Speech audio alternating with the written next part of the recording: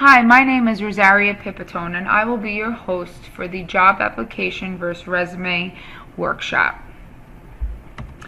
In today's presentation, we will learn the difference between a job application and a resume, how to properly complete a job application, the purpose of each document, common application errors, and some additional do's and don'ts. So what is the difference? A job application is required for all applications. It is used to compare candidates utilizing the same guidelines. And most importantly, it is a legal document. A resume is optional at times, although career services might argue that you should submit a resume for every job you apply for. A resume is created to showcase individual knowledge, skills, and abilities. It'll describe education and work history in much more depth. So what is the purpose of a job application? It shows the employer the applicant can read and follow directions. It reflects meticulous, organized behavior. It asks information resume may not provide, such as criminal history and social security number. And again, very important, it is a legal document. So some do's and don'ts in your job application. Do follow directions carefully. Make sure you input the right information into the right sections. Read over the application before starting and sending. You want to make sure you submit an application that is neatly written and accurate. Be consistent with information stated on your resume. For example, dates of employment, date of graduation. Use proper grammar, tenses, and capitalization. And please contact your professional references before using them as a reference. We don't want the employer to have any confusion during this application process. And don't exaggerate experiences, skills, or education. Only write information you can back up. A common example of a job application exaggeration is language skills. If you are fluent in a language, it is different than if you are conversational in a language. Also, this applies to technical skills. Don't leave anything blank. Do not put "see resume" for redundant questions. They are two different documents that need to be completed and submitted. Do not lie. It is a legal document. Do not use text language such as "you are," "you," "LOL," or "to."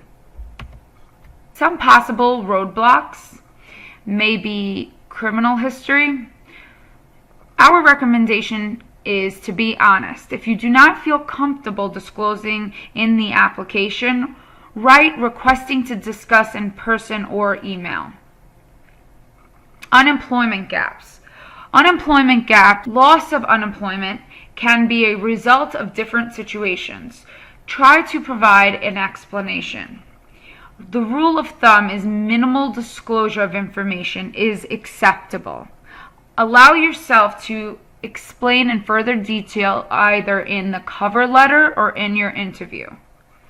No employment history. Did you know that unpaid work, freelance or contract work, volunteer work, all worthy of noting, as well as that internship? Make sure you come see a career service professional if you're concerned about your employment history. And digital dirt. Google yourself. Manage your social media presence when applying for jobs because most likely the employer will be Googling you. So some common errors we see in job application: placing wrong information in the wrong area, lack of proper capitalization, again, not contacting the references beforehand, or putting references that are friends or family members. We don't recommend that in most situations. Eliminating important information such as degree, dates attended, supervisor's name. Not including a salary preference. If the employer is requesting you submit a salary preference, come see us if you have any questions about that. Information on a resume and job application are not consistent. Very important to cross-reference. And not using reverse chronological order for employment history. The same rule applies to resumes. And in general, just leaving fields blank.